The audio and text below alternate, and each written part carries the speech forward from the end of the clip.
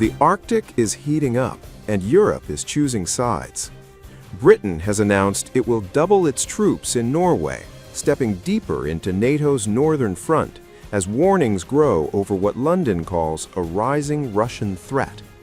The move comes even as parts of Europe quietly explore reopening dialogue with Moscow.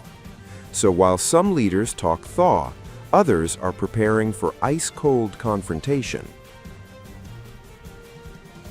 The High North is no longer a frozen afterthought. It is becoming NATO's new pressure point. Britain has announced it will double its troop presence in Norway from 1,000 to 2,000 over the next 3 years, citing what it calls rising Russian threats in the Arctic and High North. The deployment strengthens the alliance's northern flank at a time when Moscow's military posture is under intense scrutiny. The announcement comes from the UK Ministry of Defence, which says Arctic security will be reinforced as Britain expands its footprint in the region. Defence Secretary John Healey is set to confirm that British forces will play a key role in NATO's Arctic Sentry mission, a coordinated effort to bolster surveillance, deterrence, and operational readiness across the polar theater. The timing is significant. Diplomats have confirmed that the United States is preparing to hand leadership of NATO's Norfolk Command, which oversees the alliance's northern maritime zone, to Britain.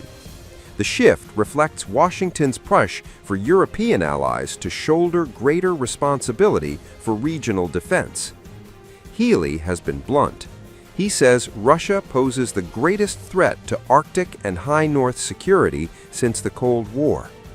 That assessment comes amid broader Western concerns over Moscow's submarine movements, military infrastructure expansion, and activity near critical undersea cables linking Europe and North America. Britain and Norway have already deepened defense cooperation. In December, the two countries signed a pact for their navies to jointly operate a fleet tasked with hunting Russian submarines in the North Atlantic.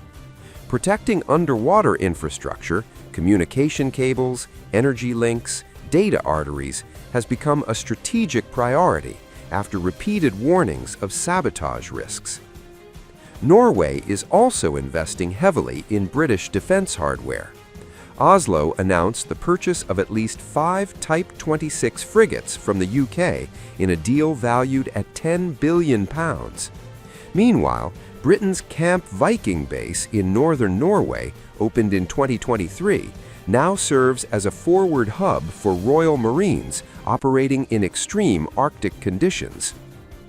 And this buildup is not limited to bilateral moves.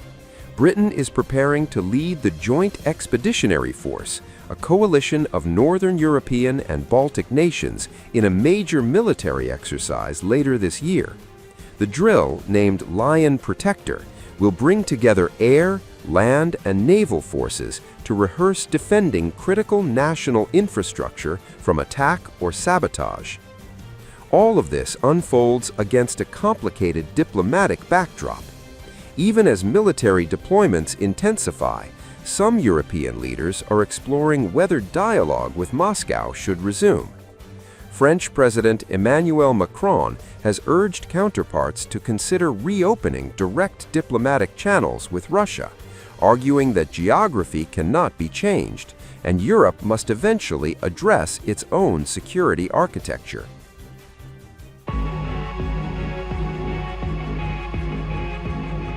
The unthinkable has happened. France, once one of Russia's staunchest rivals, is now reaching out. Moscow confirms contacts with Paris following French President Emmanuel Macron's most stunning call yet, the urgent need to resume relations with Russia. The Kremlin has officially taken note. Russian President Vladimir Putin's spokesperson Dmitry Peskov confirmed that contacts have indeed taken place. Peskov added that if both sides desire, this could allow dialogue at the highest level to be established rapidly, a speed almost unheard of in recent European diplomacy. This is seismic.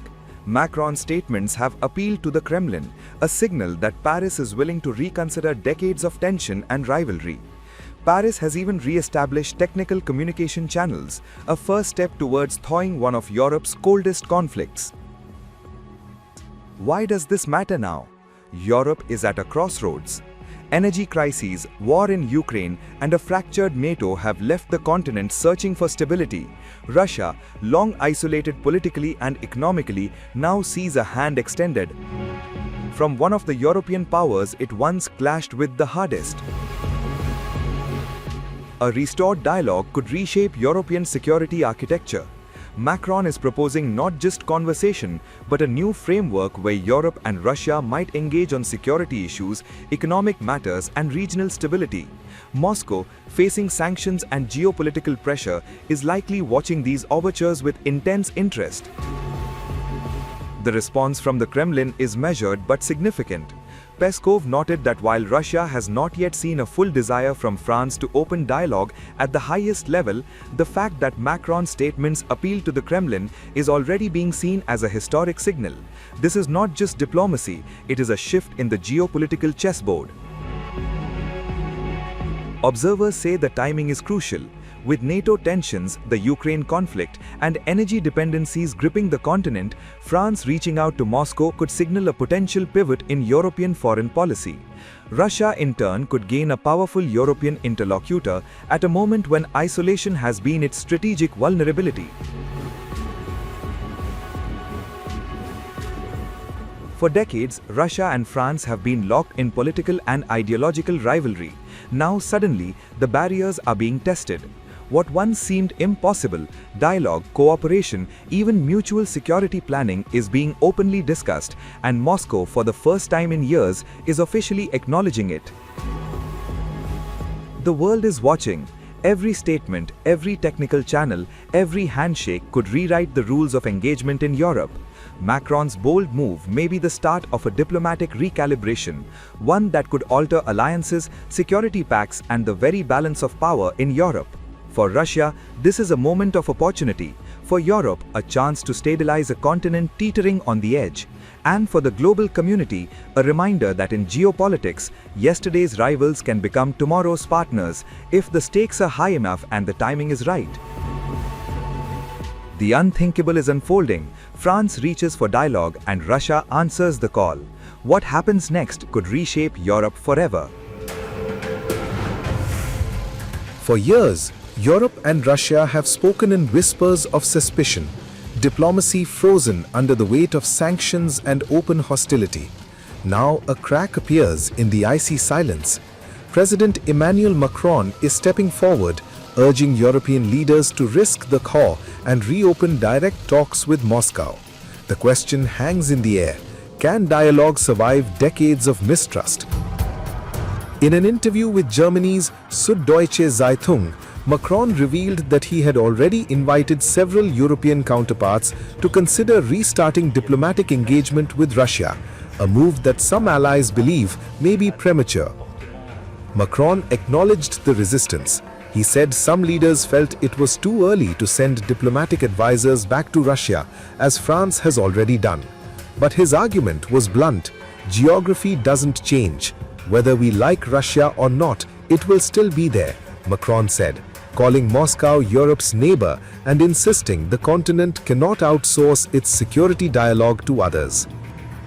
The French president says Europe must reclaim strategic independence, reopening talks with Russia without being naive, without pressuring Ukraine, and without allowing third parties to dictate the conversation. Macron even suggested a timeline.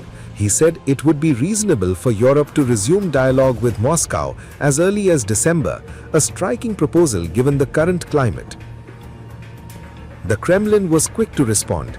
Russian officials said Macron's comments were noted and welcomed. Kremlin spokesperson Dmitry Peskov said the statements appealed to Moscow, signaling openness to renewed engagement.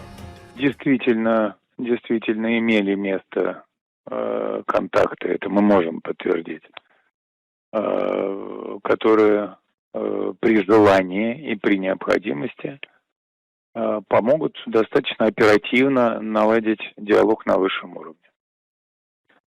Пока каких-то индикаций о том, что это желание есть, мы не получали.